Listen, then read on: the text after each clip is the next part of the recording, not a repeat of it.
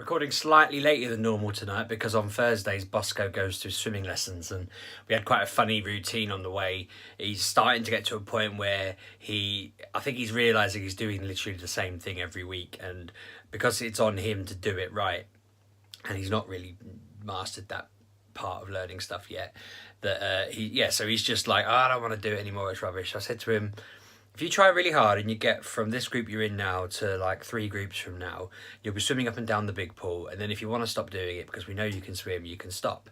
Because that's what Lambpup did. She had the exact same issue where she kept saying, I'm doing the same thing every week, and we'd say to her, well, the trick is to listen to what you're being told to do it, and then they think, oh, you can swim backwards, we'll let you off.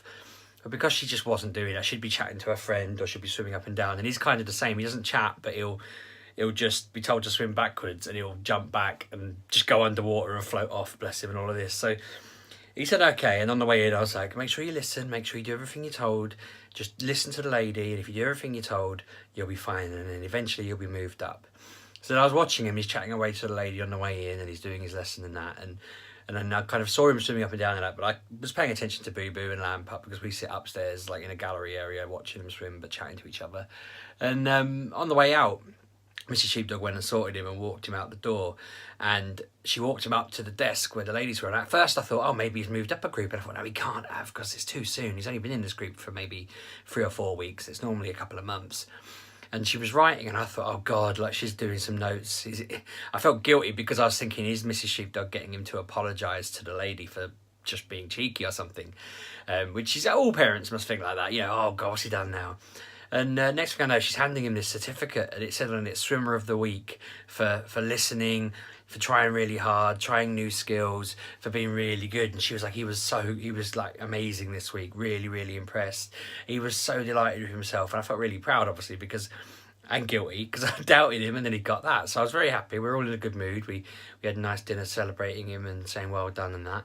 And it made me think, because obviously Lambpup has sacked that off, she got fed up with it, and we want to try and encourage him. I was very much like, you don't have to do it if you don't want to, but I feel like encouraging him probably makes more sense. When I was a kid at swimming, I had the problem that they both have, where I just don't get what they're trying to get me to do. I remember being told they wanted me to swim up and down, bob my head. So you breathe in, you stick your head down, you breathe in, you stick your head down, and your arms are moving with it. But I couldn't get it right. So I tried for like a couple of weeks, and I just never went back.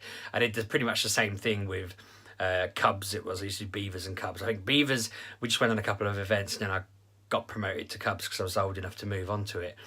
Cubs, we tried to bandage a broken arm in a sling for like 3 weeks straight. I couldn't do it, and then I just quit because I was fed up, and I just hated the fact that they were constantly trying to get me to do this bleeding arm sling. But swimming and that, I was terrible. Whereas the kids, they do lots of cool after school clubs now. Like Lambpup did football for a while when she was really little. She was really good at dribbling and stuff like that. All the other kids just wanted to see how hard and far they could kick the ball, but she tried really hard and did really well at it. I tried football growing up. I had cousins that were older than me. They were in a football training thing, and they took me along one weekend, and I think the trainer said something and I responded, and I don't think I said a bad swear word, but I said like a cuss word or a bad word or whatever I'd said. It might have even just been bloody hell or something like that. And the coach was just like, who said that? Someone pointed at me, like, it's a new kid. And he was like, right, I want you to do 15 laps of the field. And I'm chugging along, this little fat kid, absolutely heartbroken that I was in trouble within minutes of being there. I think a couple of laps around, somebody said it is his first day, and they just sort of let me off after like 5 or 6 laps. But I literally never went home, never went back again. I think my cousins were embarrassed that I'd been naughty literally on the way in. I was embarrassed that I had to do laps in front of everybody, and I felt like a bit of a sissy for it. And I just never went back to that.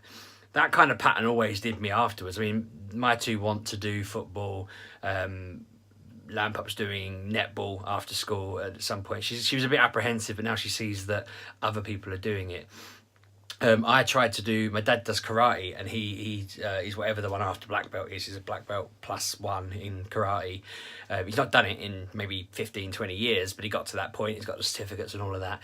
And one day he tried to take me and my sister along and showed us how it's all done and all that.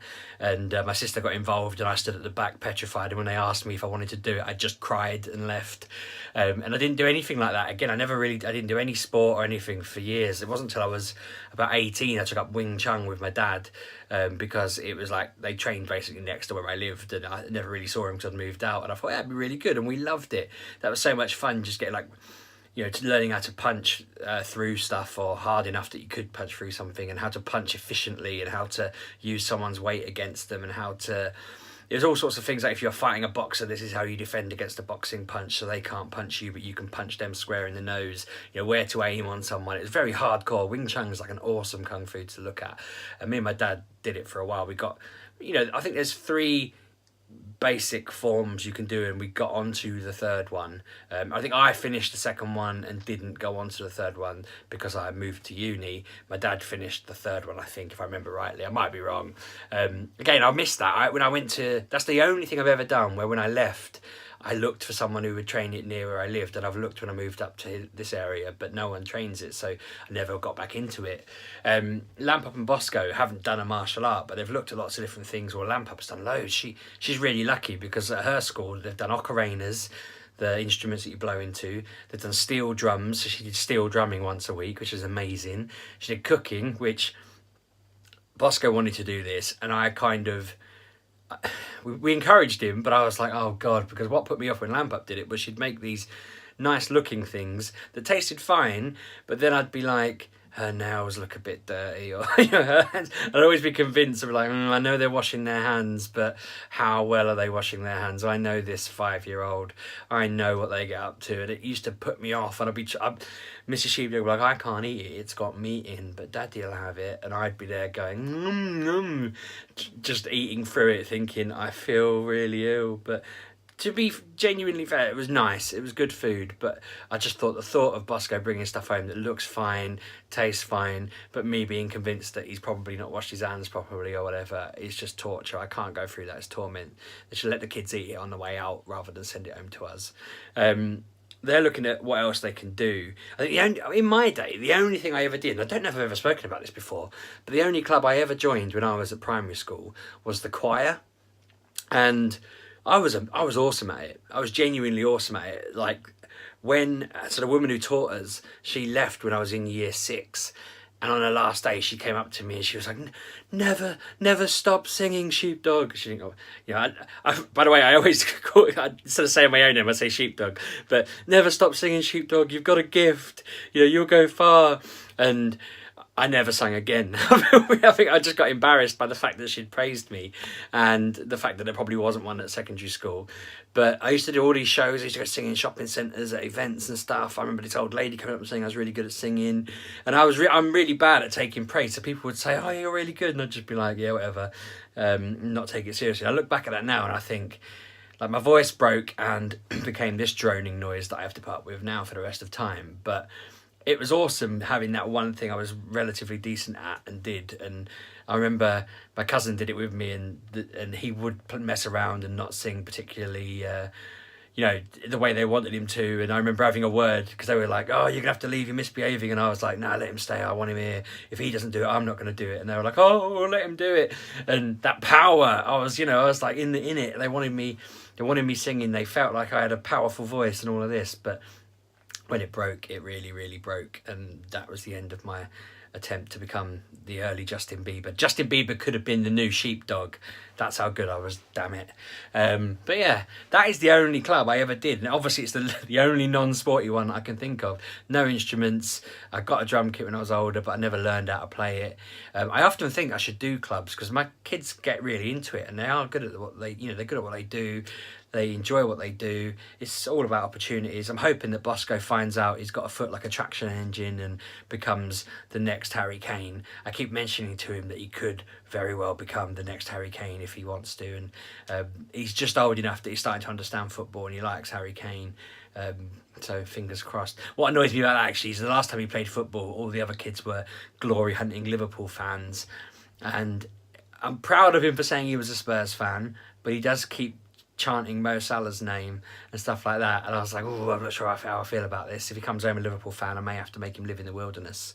But no, I'm proud of his certificate today, because I don't think any of us have ever got one for listening and behaving. I don't think that's how we roll. Lambpup gets them for behaviour. She gets them for doing good things at school. But I don't think, I mean, the only other sporty type one was Bosco finishing second in a race, and I was kind of like, there's some kids who have like gold stuff everywhere and all this, and I had none of that. The only trophies in my house were my dad's ones from when he was at school, and he was like the school Olympian and just was like Hercules, and you know, but even he succumbed to the sheepdog genetics eventually. I just seem to have skipped that kind of talent and skill and ability and healthiness and gone straight to being a blob.